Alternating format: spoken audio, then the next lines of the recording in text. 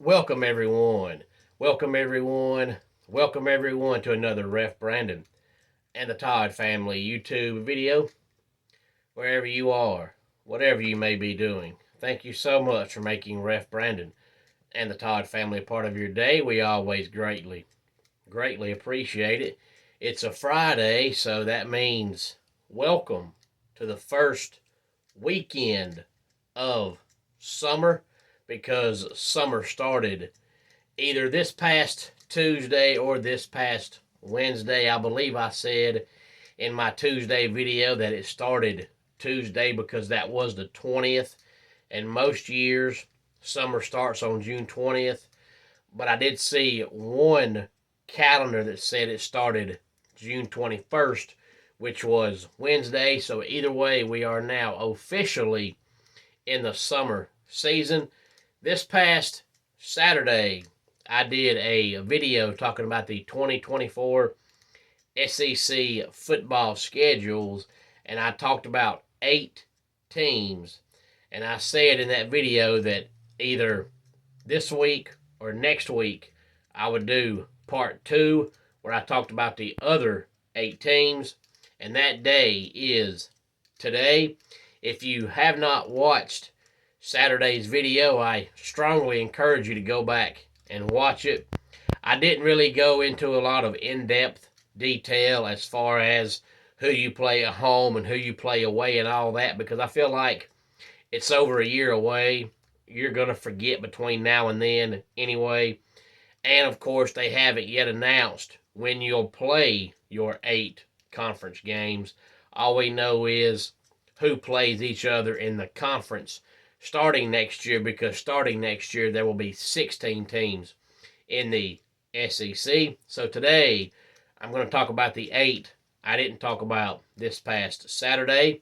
Number 1, the Missouri Tigers. Their 8 conference games next year will be Arkansas, Georgia, Florida, Vanderbilt, South Carolina, Kentucky, Tennessee, and LSU.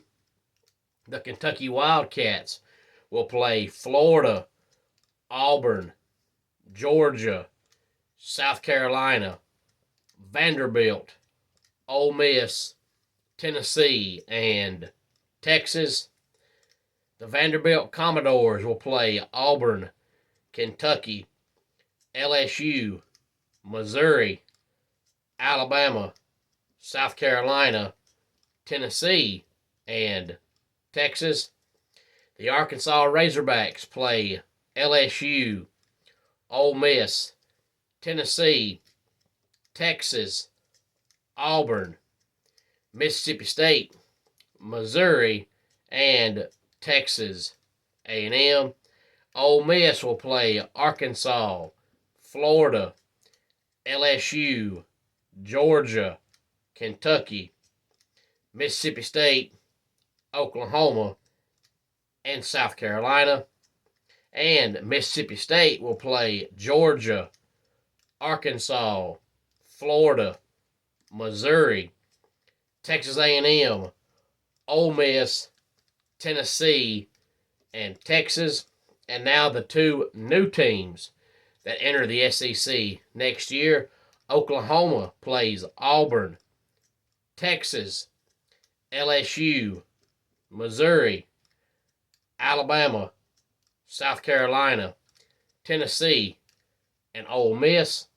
And the Texas Longhorns play Oklahoma, Arkansas, Florida, Georgia, Kentucky, Mississippi State, Texas A&M, and Vanderbilt.